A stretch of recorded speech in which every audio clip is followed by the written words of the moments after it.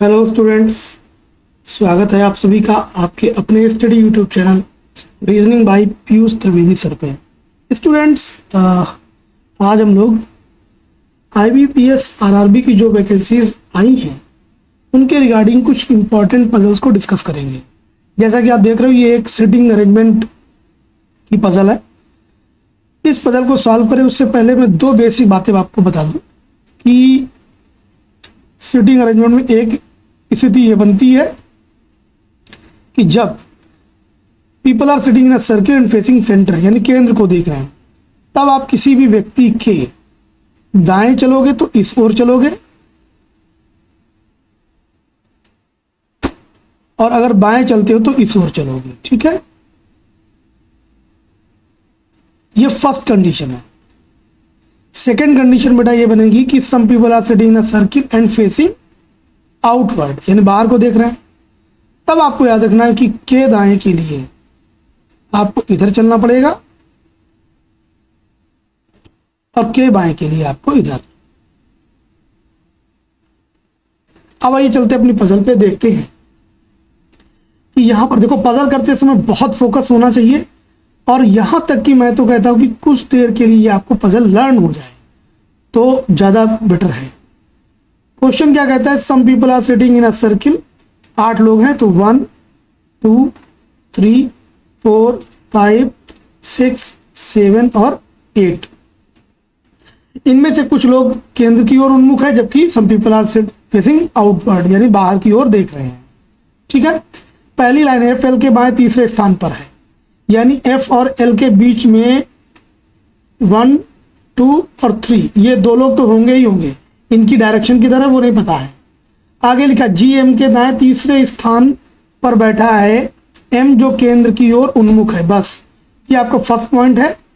ये मान लीजिए यहां पर एम है, इसके दाएं चलेंगे, इधर इस ओर चलेंगे, 1 2 3, यहां पे कौन आ जाएगा? यहां आ जाएगा हमारा जी। फिर लिखा है ई कहाँ है? जी के बाएं दूसरे स्थान पर है। अब देखो, हमें नहीं पता है कि जो ई है वो जी के बाएं तो है दूसरा, लेकिन जी किधर देख रहा है ये नहीं पता है। तो आपको यहां पर ध्यान रखना है कि दो ही पॉसिबिलिटी बनेगी, या तो ये इनवर्ट देखेगा या आउटवर्ड, यानी अंदर या बाहर। तो हम इसको बाहर मान लेते हैं, मान के चलते हैं, क्योंकि आपको इसमें यहां पर ये पॉसिबिलिटी लेनी ही पड़ेगी। नाउ रिटर्न दैट ई जी के बाएं दूसरा, तो ई जी के बाएं यानी इधर चलोगे आप, इस ओर चलोगे बेटा।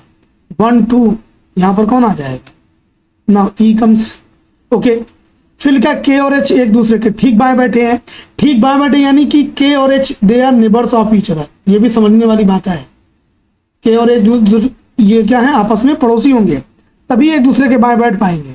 खैर, ई और आई के मध्य केवल 2 व्यक्ति हैं। तो देखिए यहां पर अगर आप देखो 1 2, तो इधर तो एम बैठा है, यानी 1 2, यहां पर कौन आ जाएगा? यहां पर आई आ जाएगा। फिर लिखा हुआ है आपका एफ एच के समान दिशा की ओर उन्मुख है, लेकिन एल के विपरीत है। ठीक है, के ई के बाएं दूसरे स्थान पर है। अब देखो ये ई है, अगर हम इसको सेंटर फेस करा दें तो ई के बाएं चलना पड़ेगा आपको, किधर? इस ओर चलना पड़ेगा, है ना। और जबकि इसके बाएं इधर चलते हो आप तो कौन आ जाता है? जी आ जाता है। जबकि के ई के बाएं दूसरा है, यानी कि ई को बाहर देखना पड़ेगा। और इधर देखो, जब बाहर देखेगा तो इधर चलोगे बाएं, 1 2, यहां पे कौन आ जाएगा? के आ जाएगा। और के और एच क्या है? आपस में पड़ोसी भी हैं।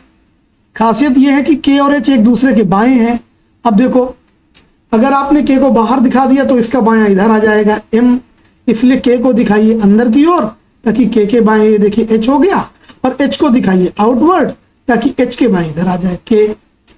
फिर आइए चलते हैं, ये वाली लाइन देख लेते हैं।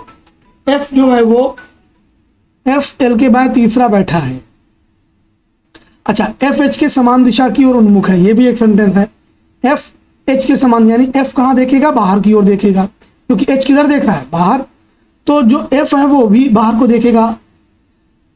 और लिखा है एल के विपरीत, ये एक सेंटेंस देखिए, ये देखिए एफ एल के बाएं बैठा है, एफ एच के समान दिशा की ओर है, लेकिन एल के विपरीत है, यानी कि एफ तो देखेगा बेटा एच के समान, यानी एफ बाहर देखेगा। तो एफ और एल आपस में विपरीत हैं, ध्यान दीजिए, एफ और एल आपस में विपरीत हैं, यानी अगर एफ जो है वो बाहर को देखेगा तो एल किधर देखेगा, अंदर को देखेगा, देखेगा। तो अब देखो, मान लो एल हम यहां रख देते हैं, ठीक है, एल हमने रख दिया यहां पे, और एल देखेगा अंदर, तो एल यहां रखोगे तो एल के बाएं चलोगे तो इधर 1 2 3 यहां पे आ जाओगे आप, और इन्हीं दोनों में से या तो इस जगह पे या इस जगह पे, इन्हीं में से किसी एक जगह पे आप एल को रख पाओगे। तो यहां पर आप एल को रखिए, ये देखिए एल को यहां रखिए, एल देखेगा अंदर को, तो इसके बाएं आप चलोगे इधर 1 2 3, यहां पर कौन आ जाएगा, एफ आ जाएगा, ठीक है। और देखो एफ और एच की समान दिशा थी, मैंने बताया आपको, तो एफ भी किधर देखेगा, आउटवर्ड, ठीक है।